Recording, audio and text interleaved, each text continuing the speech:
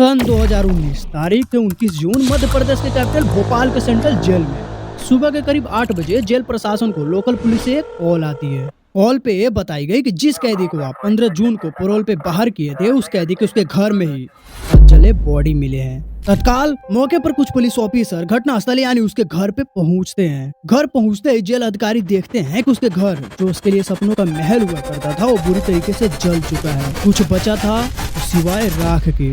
Body भी ऐसी जलाई गई थी कि उसे पहचान पाना बहुत मुश्किल था। जब घटना स्थल पे पूरा गांव पहुंचा तो उनके रूम में घर साफ दिखाई दे रहे थे। साला किसी की हिम्मत नहीं हो रही थी कि उसके पास जाकर कम से कम लास्ट बार उसकी बॉडी देख ले। पुलिस को कुछ समझ नहीं आ रहे थे कि इसके साथ आखिर में ऐसा करतूत कौन किया होगा। पर एक पल के लिए पुलिस भी सोचते हैं कि शायद इसकी हत्या की गई हो, क्योंकि इसका रिकॉर्ड भी क्रिमिनल वाले ही थे। उन्हें लगने लगता है कि शायद अपना बदला पूरा करने के लिए किसी ने इसे जान से ही खत्म कर दिया हो। और थोड़ी देर बाद इन्वेस्टिगेशन के दौरान पुलिस को एक चिट्ठी मिलती है जो घटना स्थल से 20 मीटर की दूरी पर ही थी। जब पुलिस अधिकारी उस चिट्ठी को पढ़ते हैं तो वो तो और ज्यादा ही कंफ्यूज हो जाते हैं। दरअसल उसमें लिखा था कि पिताजी के गुजर जाने के बाद वो बहुत दुखी है। अब परिवार में कोई बचा ही नहीं जो उसे पैरोल दिलाएगा। इस वजह से वो अब इस दुनिया से निराश हो चुका है। वो अब इस दुनिया में नहीं रहना चाहता, लिहाजा वो अपने आप को आग के हवाले कर रहा है। इसके लिए कोई दूसरा जिम्मेदार नहीं होगा, वो खुद ही होगा। पुलिस जितनी दूर तक सोच रही थी उतने ही ये मामला फंसता जा रहा था। पर इस घटना में नया मोड़ तब आया जब 24 घंटे बाद इसकी बॉडी को पोस्टमार्टम रिपोर्ट आई। उस समय जेल अधिकारी से लेकर पूरी पुलिस प्रशासन दंग थी ये रिपोर्ट देखकर।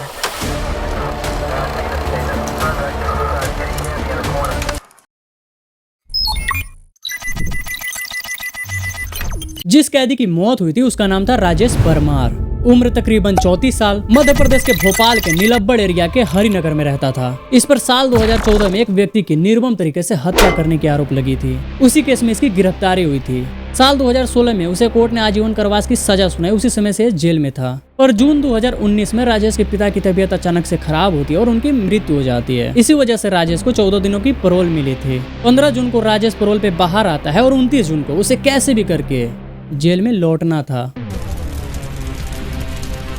लेकिन 29 जून की सुबह ही उसके घर से आग की लपटें निकलने लगी थी, जिसे देखकर आसपास के लोगों ने तत्काल पुलिस को सूचना दी। मौके पर फायर ब्रिगेड भी पहुंची और साथ में पुलिस वाले भी। आग बुझाने पर देखा गया तो उसमें एक युवक पूरी तरह से झुलस चुका था। चेहरा और शरीर पूरी तरह से जला हुआ था। देखकर ही ऐसा लग रहा था वो शायद ही जिंदा हो। लेकिन फिर भी पुलिस ने आखिरी उम्मीद में उसे तुरंत अस्पताल में भर्ती कराया, जहाँ डॉक्टरों द्वारा उसे मृत घोषित करार दिया गया।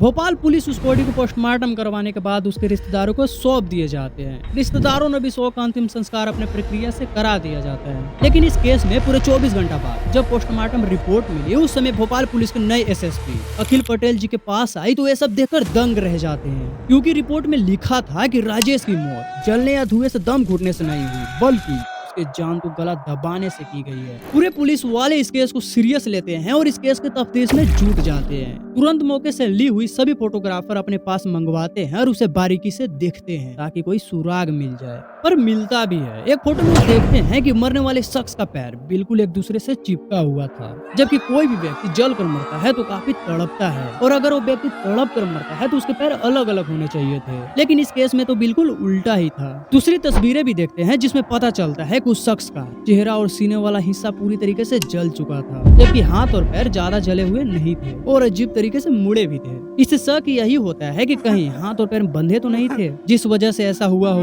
अब इसका पता लगाने के लिए वो पुलिस अधिकारी पूरे टीम के साथ मौके पर फिर से जाते हैं। घटना स्थल को बारीकी से फिर से देखते हैं और इस बार कोई भी गलती पुलिस वाले नहीं करना चाहते थे। आसपास के लोगों से पूछताछ करते हैं तो पता चलता है एक दिन पहले यानी 28 जून को जब राजेश परमार घर आया था तो उसके साथ एक और आदमी भी देखा गया था। अब तो पुलिस को और ज्यादा शक हो रहा था, क्योंकि जिसकी मौत हुई उसकी तो गला दबा कर की गई थी, जबकि राजेश अपने आप को खुद खुशी बता रहा था। अगर राजेश को खुद खुशी ही करना था तो फिर उसके गला आखिर कौन दबाया। अब पुलिस के सामने ये भी सवाल था कि कहीं ऐसा तो नहीं है कि मरने वाला राजेश ही ना हो। अगर ये राजेश है ही नहीं तो फिर कौन है। इन सब सवालों को पता लगाने के लिए पुलिस ने राजेश की मोबाइल नंबर को पता लगाया। रिश्तेदारों के जरिए राजेश का नंबर मिल जाता है जो जेल से आने के बाद एक्टिव था, लेकिन इस वक्त बंद पड़ा था और आखिरी बार भोपाल में ही देखी गई थी। पुलिस ने जब उसकी फोन की कॉल डिटेल चेक की तो एक ही नंबर नंबर पे कई बार बात होने की जानकारी मिली, लेकिन जब उस नंबर पे संपर्क किया गया तो वो भी बंद पड़ा था। वो नंबर को जब चेक किया गया तो वो नंबर एक निहाल नामक युवक का था। अब पुलिस के सामने निहाल को खोजने की चुनौती थी और मन में यह भी सवाल आ रहा था कि कहीं निहाल तो ही नहीं मारा गया। फिलहाल पुलिस बिना देरी किए हुए उसकी तलाश में जुट जाती है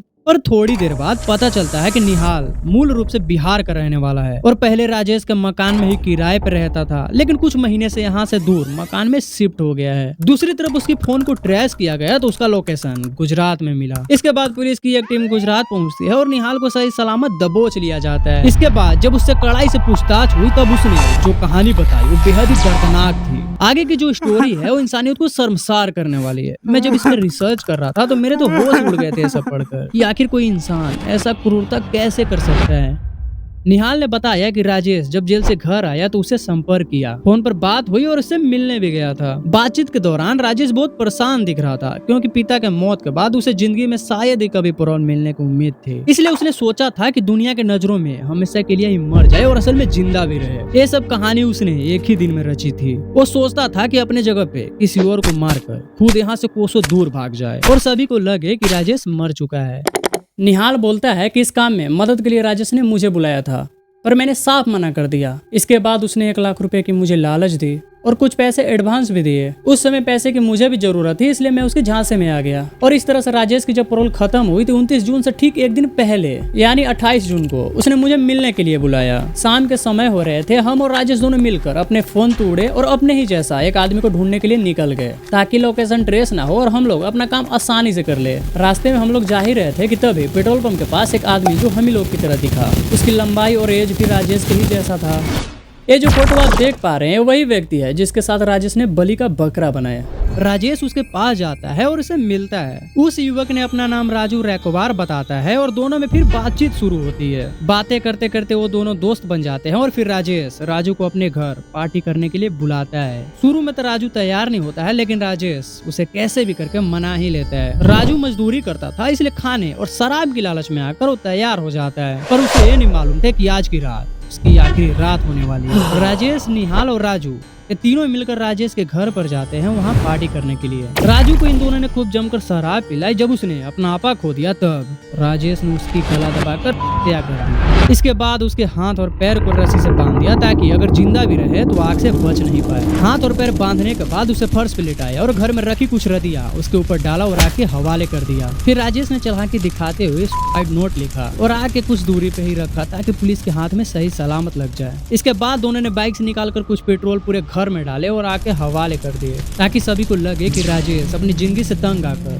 खुदकुशी कर लिया हो। साजिश के तहत राजेश ने निहाल का एक पुराना सिम कार्ड लिया और चेन्नई भाग गया। वही निहाल गुजरात आ गया था, पर पुलिस को निहाल की बातों पे यकीन नहीं हो रहा था। उन्हें लग रहा था कि कहीं फिर से निहाल उन्हें घुमा तो नहीं रहा। इस सच्चाई को पता लगाने के लिए पुलिस ने उस मृतक युवक के बारे में पता लगाया, पर ये बातें बिल्कुल सच निकली क्योंकि राजू रैकवार की पत्नी 28 जून की रात में ही लोकल पुलिस में गुमशुदगी की शिकायत दी हुई थी। इसके अलावा पुलिस को राजेश के घर से राजू की चप्पल भी मिली थी जिससे उसकी पत्नी पहचान मिली थी। उधर राजेश की सिम पहले से ट्रेस पे लगाई हुई थी। उसने जैसे ही सिम को फोन में डाला निहाल से ये पता लगाने के लिए कि सब कुछ ठीक तो है ना, लेकिन उसे ये नहीं पता था कि पुलिस उसकी लोकेशन को ट्रेस कर रही है। पुलिस को जैसे ही पता चलती है कि वो चेन्नई में है, पुलिस वाले बिना कोई टाइम गवाए चेन्नई जाते हैं और लोकल बनकर राजेश को धर दबोचते हैं। पर इसमें जान किसकी गई? वो भी एक बेगुनाह इंसान की जिसने कोई जुर्म भी नहीं किया था, वो भी इतने दर्दनाक तरीके से। सिर्फ किस लिए? क्योंकि वो एक अनजान व्यक्ति पे ट्रस्ट कर लिया था। एक स्टोरी बताने का मतलब तो आपको पता चल ही गए होंगे, तो चलो ओवर